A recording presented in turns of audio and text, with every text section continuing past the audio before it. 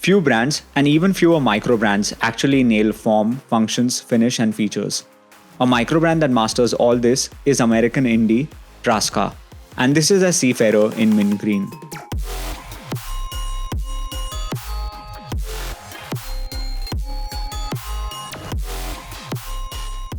Honestly, this is a watch that checks all boxes.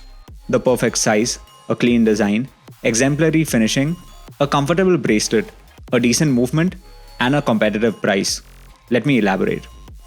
First off, although the name Seafarer might suggest an all-out dive watch, I would categorize this watch more as an all-purpose, go anywhere, do anything kind of watch, and not a specialized diver. Think of it as an Omega Aquaterra. But with a water resistance of 150 meters, it can function as a dive watch if you want it to. Now this is a 38.5mm watch with a lug-to-lug distance of 46mm and a thickness of 9.5mm without the crystal and just over 10mm with the crystal. I love slim watches and I can't tell you how much I admire a 10mm thin dive watch. As you can see, the watch looks great on my wrist and will wear great on most wrists.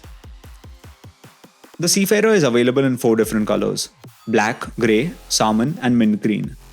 To be honest, I think the black dial version looks the best, and unsurprisingly, that's the one that's sold out. That said, this mint green is my second favorite colorway. Not only because it's a unique color, but because it genuinely looks great. In fact, I specifically requested this watch from Traska for review just because I loved the look. What I like about the design on the watch is that it doesn't look generic like most other watches out there.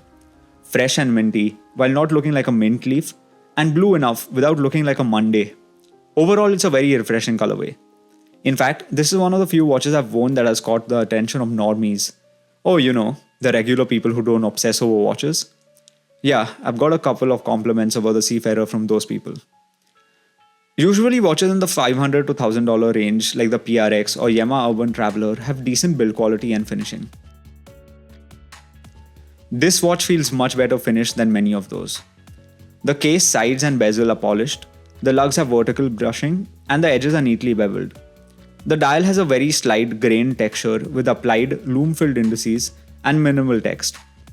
The watch is topped off with a box-style double dome crystal with AR coating on the underside, so legibility has never been an issue with this watch. Overall, it's a very clean, coherent look.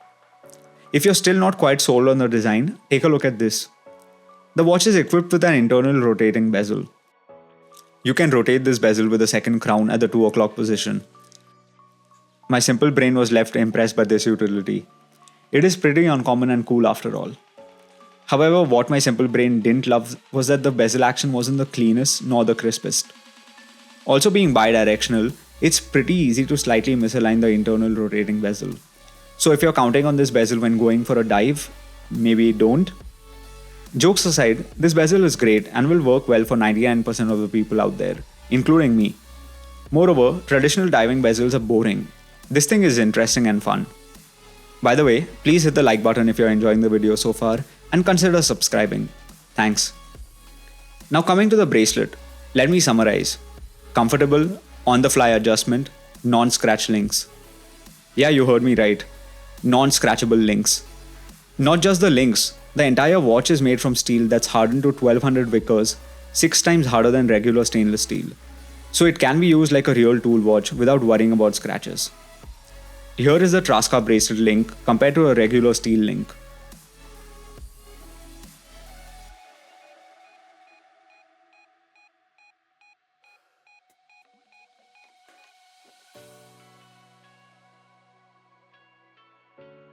See the difference?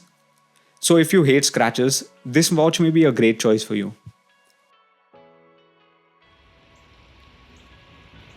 In my time with this watch, I've worn it out to dog parks, hikes, and even gone swimming with it. I don't see a single scratch. I love that.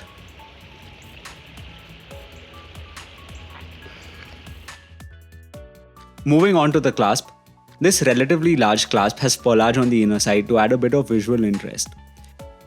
But the best feature hands down is the on-the-fly adjustment, which helps to resize the bracelet on the go.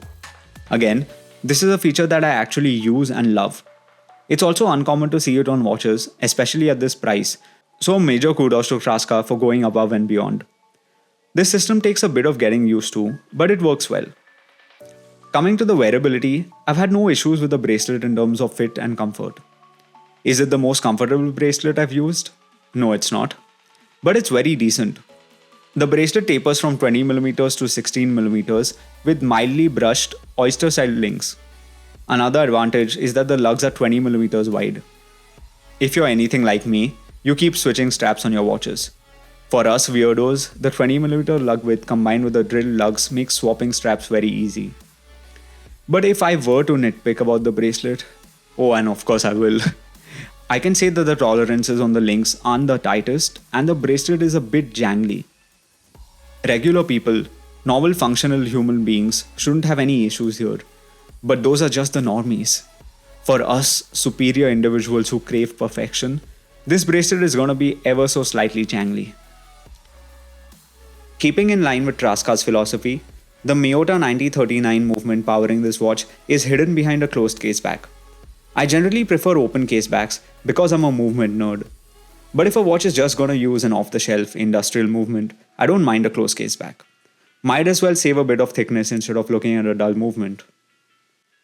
The Traska Seafarer uses a Miyota 9039 Japanese movement. And yes, I know that some people hear the word Japanese made and think it's the worst thing to happen to mankind since Taco Bell. But I personally don't get the obsession with Swiss made. I understand a certain prestige with the Swiss association, but high-end Japanese movements like the 9000 series Miyota movements are just as good, if not better than many ETA or Celita movements. Also, there's a significant premium with Swiss movements. A Swiss movement inside the watch would raise the price by maybe $150 or $200. But this Miyota movement has worked reliably for me so far. The 4Hz 42-hour movement has been regulated in-house to run no worse than -10 to +20 seconds a day. But in day-to-day use, I've observed the watch running much more accurately than the specifications. Overall, I think this is a good reliable movement that shouldn't cause any issues to most people. The winding is a bit grainy, but the crown action for setting the time feels smooth and confident. Now I've alluded to the price a few times, so how much does this watch actually cost? The Traska Seafarer manages to pack everything for only $660. I say only because I don't know how Traska has managed to cram in all these features into a watch that costs less than a PRX. There's nothing this watch is really missing. I can also say that Traska is becoming one of my favorite microbrands for a reason. There are so many improvements in the new version of Traska watches compared to previous generations. I've had the Traska Summiteer and I can clearly see improvements in this watch compared to the old Summiteer.